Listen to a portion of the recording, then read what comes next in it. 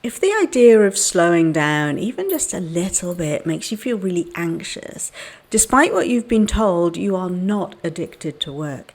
You just don't feel safe enough to stop. That's what we're going to be talking about today. And at the end of the video, I'll be giving you 3 things that you need to change in order to feel safe enough to slow down.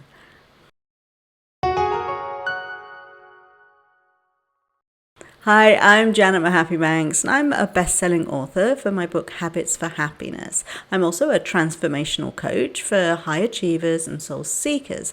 Using my unique methodology, the Mohapi Method to More, which includes neuroscience, psychology, spirituality, and manifestation techniques, I've helped thousands of high achievers to go from burnout and dissatisfaction to living a life that feels as good as it looks.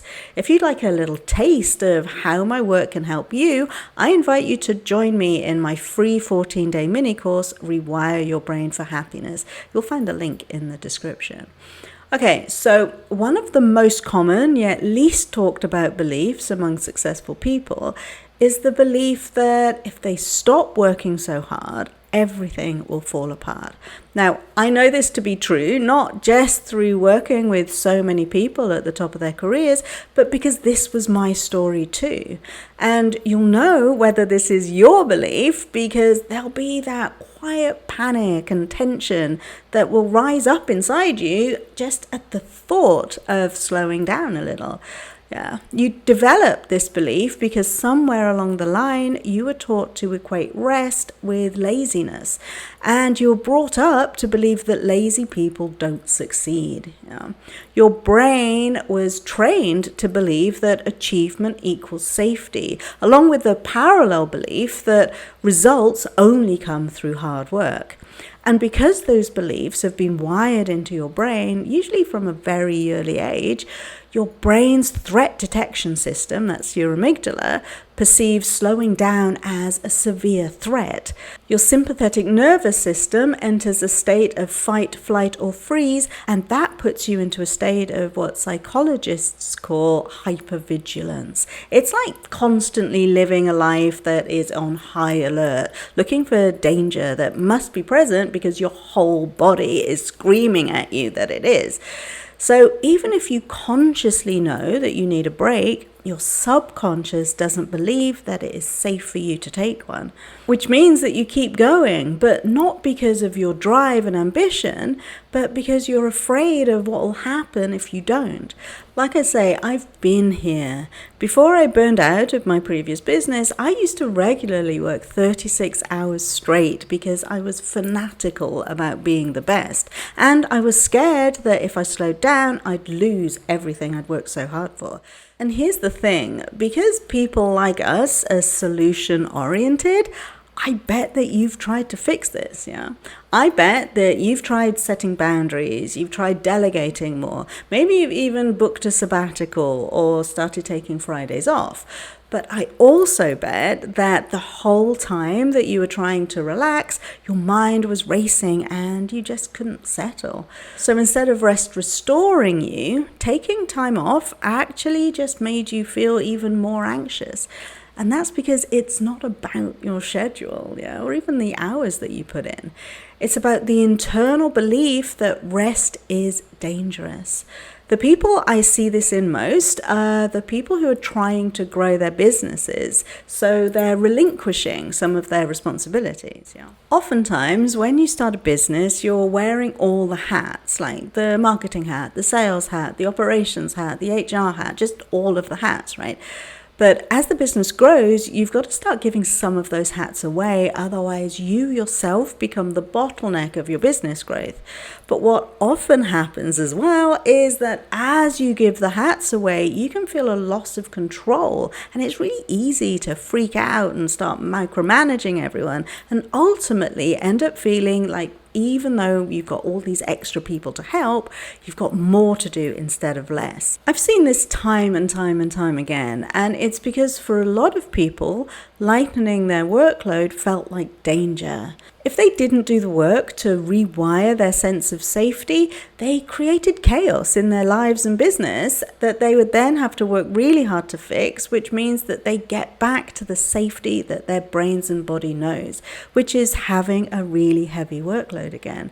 So even though you might consciously be trying to find a better work-life balance or trying to find the right structure, the right routine, the right team, or the right productivity system, until you feel safe enough to let go of the need to work really hard, you'll unintentionally keep filling your schedule so you can continue to receive the dopamine hit you get from the safety of being in the struggle.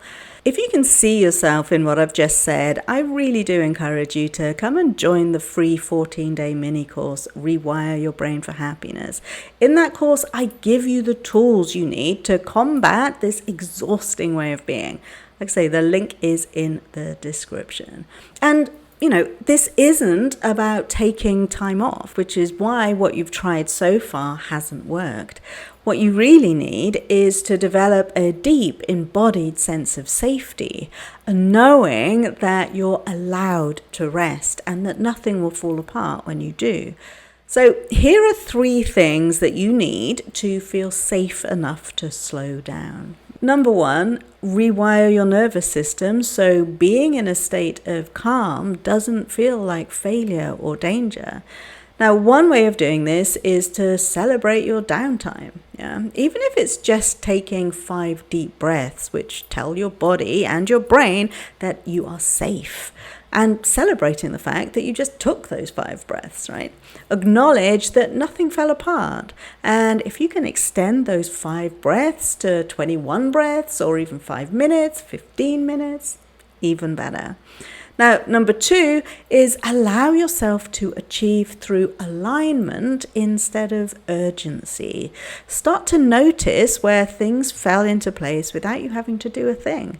Pay really close attention to the things in your life that you have because you exist and not because you had to do anything to earn them.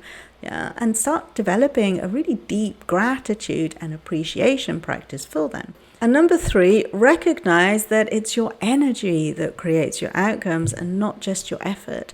Lean into the belief that everything works out for you.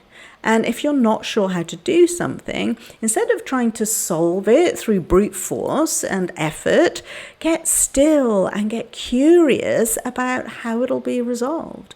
Then pay really close attention to the fleeting ideas that you have, because this is your inner guidance. To get spiritual about this is about surrender. If you haven't read it yet, The Surrender Experiment by Michael Singer goes into this in great detail. I recommend you trying that book. So it's not about giving up. It's about giving into the truth that you're not meant to hold everything together through sheer grit and force. What my life has taught me is that when you let go of that force, you're able to hold everything in power instead. And when you're in your power, you really are calm. You're no longer stuck in the high alert state of your sympathetic nervous system. And instead, you've switched to the parasympathetic state of rest, digest, and recover, which is the optimal state for conscious manifestation. It's in this state that your heart rate lowers, your body relaxes, and you're open to receiving in all forms. That includes thoughts and ideas from your intuition, as well as the abundance of support and material gains that are available to you. We're meant to spend the majority of our time in this relaxed state of being. Our sympathetic nervous system is only supposed to be activated briefly in times of danger, but then we're supposed to get back to this state really quickly too. We're not meant to live in a constant state of high alert like so many of us do. We're meant to live with peace. We're meant to be receiving with ease, and we're meant to live in flow. And you can't do that if you're constantly terrified of what will happen the moment you slow down. So let me ask you this. How different would your life be if you truly, truly believed that nothing would fall apart if you slow down? Yeah. I'd love to know what landed for you in this video, so please let me know in the comments. And if you're ready to let go of working so hard and create a new sense of safety in your body, your mind, and your life, join me in the 14-day mini course, Rewire Your Brain for Happiness. It's the first step in breaking free from the belief that success has to come at a cost. The free mini course lives in my school community, and you can find the link below. And if you haven't seen it yet, I recommend that you watch this video on why your achievements aren't making you happy. I look forward to seeing you in my school community. And if I don't, well, just know that you've got this, and I'll see you next time. Bye.